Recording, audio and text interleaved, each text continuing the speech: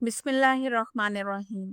आज हम पढ़ेंगे सेल यूनाइट होके कैसे एक होल ऑर्गेनिज्म बनाता है, कौन कौन सी चीज़ें डिफरेंट स्पेशलाइज्ड फॉर्म में जाती हैं एंड देन एक ऑर्गेनिज्म बनता है। सेल के बारे में हमने बहुत डिटेल से पढ़ चुके हैं, जैसे कि cell basically is the structural and functional unit of life.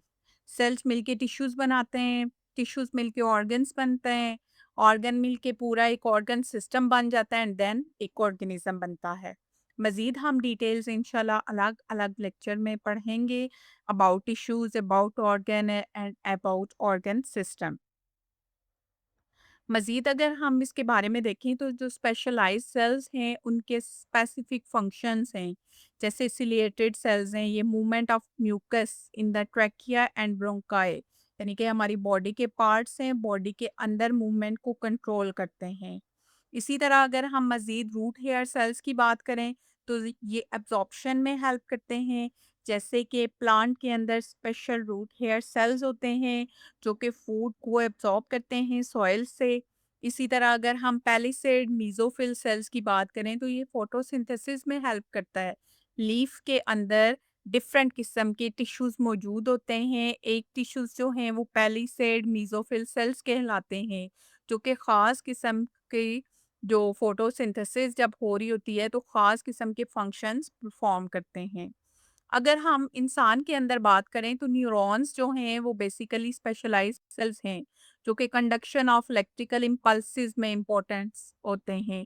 जैसे कि अगर कभी हमारा हाथ किसी गर्म चीज़ पे जाता है या अगर कोई चीज़ चुभती है तो विद इन मिली सेकेंड्स हम हाथ फौरन पीछे कर लेते हैं। ये सारा इम्पल्स की सूरत में मैसेज हमारे ब्रेन में जाता है न्यूरॉन्स के ज़रिए से और फ़ौरन हम रेस्पॉन्स शो करते हैं।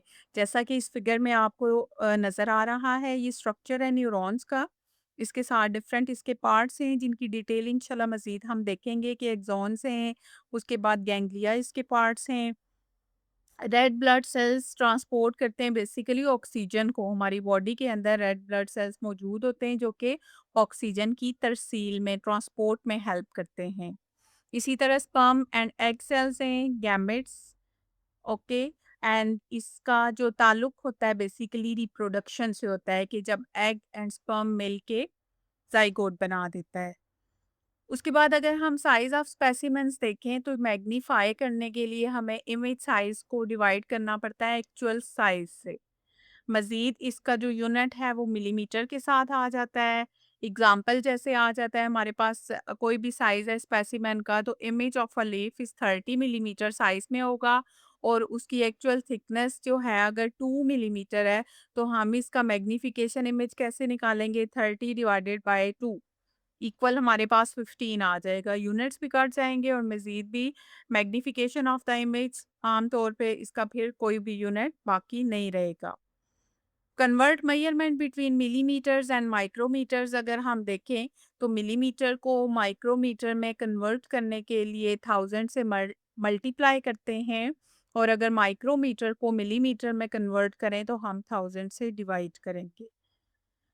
आज का हमारा ये जो थोड़ी सी डिस्क्रिप्शन थी हमारे पास कि एक सेल जो है वो ऑर्गेनिज्म में कैसे चेंज होता है, उसके बाद कौन से स्पेशलाइज्ड सेल्स मौजूद होते हैं, उसके बाद मज़ीद 2 यूनिट्स की कन्वर्जन हमने की है। आज का था ये हमारा